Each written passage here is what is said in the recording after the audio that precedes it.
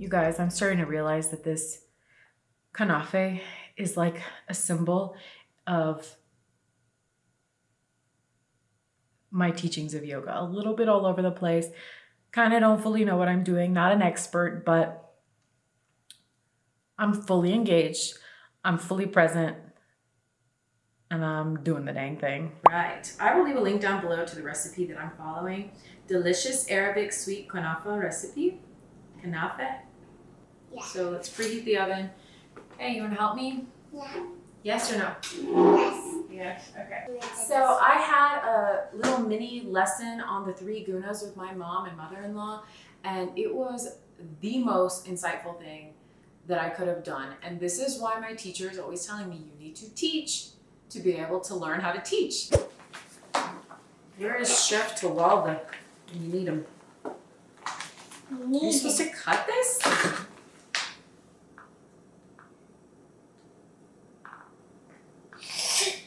Smells funny. So yoga is pretty well known in the West now, and most people know it as like a physical exercise. And of course, anybody who's actually done the physical exercise, they've noticed that it has like mental benefits as well, like mental and emotional.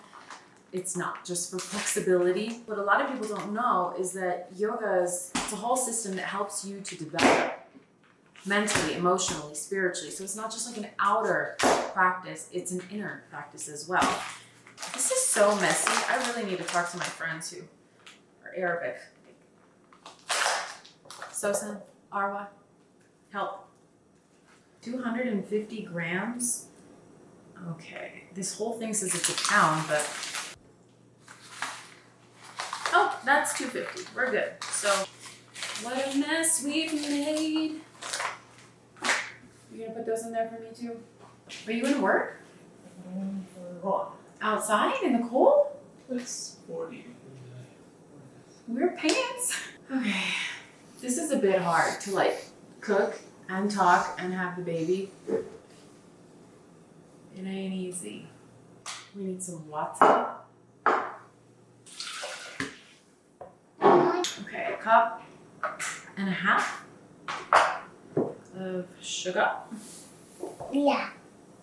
Let me make sure that it's accurate. Yeah. Yep. Woo. It said how much cheese do we need? I don't think you're gonna like it. It's weird. I know it's good. It's a It massive don't taste good. Tastes bad? It tastes bad. It'll taste good whenever it has sugar syrup all over it. It's way more than half a cup. I feel like we need it. Mama, I'm a nice cake now. Thank you. Thank you, Mom. Stop making it.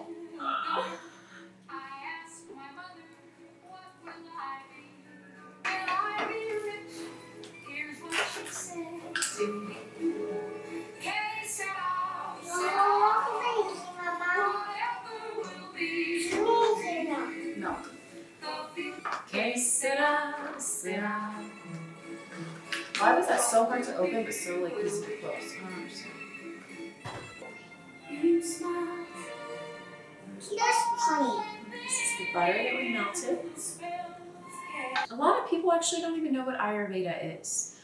I think that the like word for word translation from Sanskrit to English is like the science of life, because Veda is like knowledge of, and then Ayur, if I'm not mistaken, is like life. Baby, if you're gonna start tossing over there, you can't help me. Are you done? You wanna go play with your car? Yes. Okay, you can go play with your car. Thank you for your help. You helped a whole bunch. I appreciate you. It's not just meant for like physical strength, physical flexibility. It's also meant for mental and emotional strength and flexibility. This just does not feel right, you guys. This feels like it's a really sparse kunafeh. I should have just used everything I had. I had plenty of these, And I had plenty of these strands, and I had plenty of the cheese, and I had plenty of milk. God only knows what this kunafeh is gonna turn out like.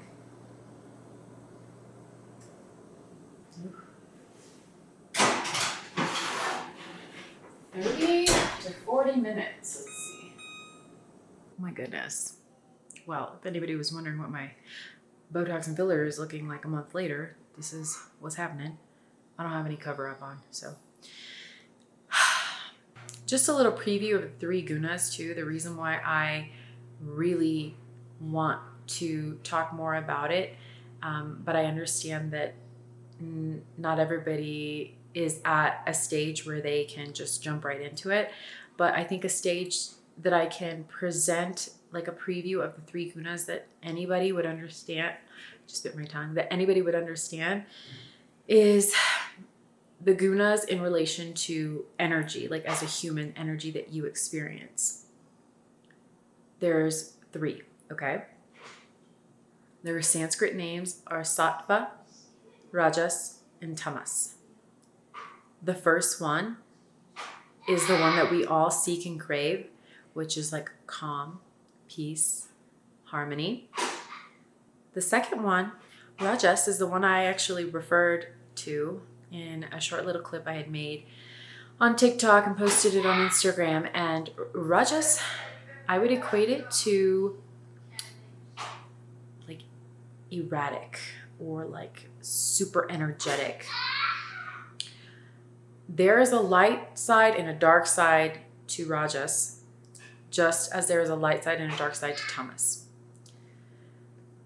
The light side of Rajas is that you sometimes need that stress to get you over the humps. Like you sometimes, which reminds me of the bell curve of stress, okay? If you guys have ever taken any sort of like psychology class, or I'm pretty sure I learned this in like business psychology or something, the bell curve of stress. If you don't have enough stress, okay, this is the bell curve. So on the y-axis is the level of stress, and on the x-axis is the level of, let's say, productivity, or productivity, right? If you don't have any stress, you're not gonna have any productivity, okay? But as your stress kind of increases, so does your productivity, because like it's getting that energy moving. You kind of like need that to get you active and get you even like worried about getting anything done. And there is kind of like this peak point. But oh man, you guys, I got that so wrong. On the y-axis is the productivity, and on the x-axis is stress, because as you keep going this way and stress is increasing, productivity will just drop right down. And that's how I see Rajas in my mind as a human when I'm experiencing lots of like anxious energy. Anxiety is not always a bad thing, but it can lead to Tamas, which is the third of the 3 qualities of creation, 3 energies. And Tamas, I don't know if you've guessed it, it's just a flat line, right? It's like depression. It's like death. But like I said, to each is a light and a dark side. So even Tamas, which is like that kind of like, it's stable. That would be a positive word to give you for Tamas, like stability, grounded. So I hope that sounds interesting to you guys. I think it's really, really relevant today to us in this modern society, because most of us are just constantly living in that state of Rajas, and that's not a sustainable place to be. Never is. That high activity, that high level of energy is meant to get you over the hump. It's meant to be like a transition. And funnily enough, right now we are in a season of transition. We're kind of transitioning from winter to spring. So I love yoga and Ayurveda. It's just so relevant to everyday life. And I can't get enough of it. So I'm really glad that I started this. I'm glad that you're here. And I would really love to hear from you guys, honestly, because you guys give me so many ideas like of what's needed. And I'm not here to claim that I have all the answers, but I am here to claim my space in this world of yoga and Ayurveda because I am walking the talk.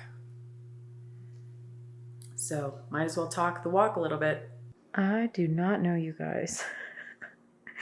That's not what kunafeh that I've eaten at restaurants and cafes look like, but ooh, I guess we had to taste it to see if it's anywhere close. I think it's good. I don't know. Let me taste it. Oh, that tastes good. It just doesn't look right.